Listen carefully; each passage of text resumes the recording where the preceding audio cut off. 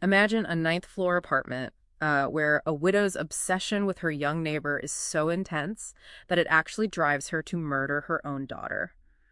Welcome to today's deep dive. Yeah, it is a truly brutal premise. It really is. So we are looking at an academic analysis of Dr. Pramod Ambadasrao Pawar's novel, The Boy Next to Me. And our mission today is to decode how this, deeply disturbing domestic tragedy is actually a Trojan horse for some truly mind-bending theories about physics, metaphysics, and cosmic math. Right, it is a lot to take in. Okay, let's unpack this. The widow, Lily, she kills her daughter, Honey, just to get closer to the neighbor, Alan. But what really gets me is how this psychological fracture bleeds into the physical structure of the book itself. It totally does. I mean, Power uses the physical format of the novel to mirror Lily's decaying mind. Right, because I was looking at the table of contents, and they're like, Chapter 4 is listed as The Kiss in the Mirror. But when you actually flip to Chapter 4, the printed title is When Love Turns Dark. Yeah, and Chapter 5 does the exact same thing. Right, so how does a publisher let an error like that slip through into final print?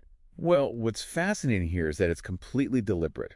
Pawar calls this trans-deconstruction. Trans-deconstruction. Exactly. It's a double register operating within the book. So the table of contents is essentially Lily's internal delusion, the idealized romantic fantasy she thinks she's living. Oh, wow. So the actual text of the chapters represents the bleak reality of her psychological fracture and, well, the silent aftermath of the murder. Precisely. It is acting as an unreliable narrator. That actually helps explain a lot, because the physical reality inside Lily's apartment is breaking down too, specifically around this antique mirror. Yes, the mirror is crucial. I was trying to visualize what Pawar is doing here, and it feels like the mirror acts as like a quantum hard drive, Yeah. but not just storing data. It's like a hard drive that physically rewrites its own sectors based on the emotional trauma happening in the room. That is a great analogy. And that mechanism is the core of what Pawar defines as trans science fiction. Which is different from regular sci-fi, right? Right. I mean, traditional sci-fi relies on advanced technology, but trans science fiction posits that consciousness itself is the fundamental material of the universe. So the mirror is absorbing the heavy, traumatic consciousness of the murder. Exactly. Because of Lily's immense guilt, the mirror undergoes a state change.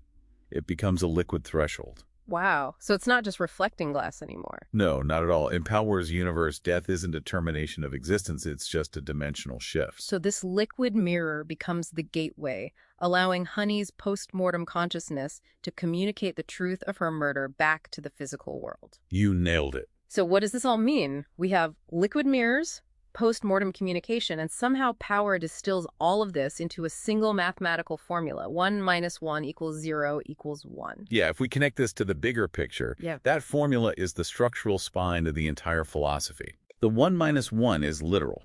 It represents Lily's violent subtraction of Honey's life from the physical world because she believes that removing her daughter will leave her alone with Alan. Wait, hold on. Mathematically, 0 does not equal 1. How is Power justifying that leap? Well, because the 0 is just a transitional phase. That 0 represents the Shunya-State. The Shunya-State. Right, it's a profound existential nothingness and deafening silence that consumes Lily after the crime. But the equation resolves into that final one, which represents absolute monistic oneness. Oh, I see. And this happens when Alan eventually crosses through that liquid mirror threshold and reunites with Honey in the trans realm. Exactly. The math proves that physical absence, the 0, isn't empty. It's just a different frequency of existence that ultimately leads to unity. So if you look at your own life, you probably view opposites like hot and cold, or presence and absence, or even life and death as total enemies. But what Pawar is arguing is that they are just interconnected coordinates on a continuous spectrum. Precisely. The novel shows us that possessive obsession, trying to aggressively subtract and own, like Lily did, only destroys. Recognizing our interconnectedness on that spectrum is what liberates us. Here's where it gets really interesting.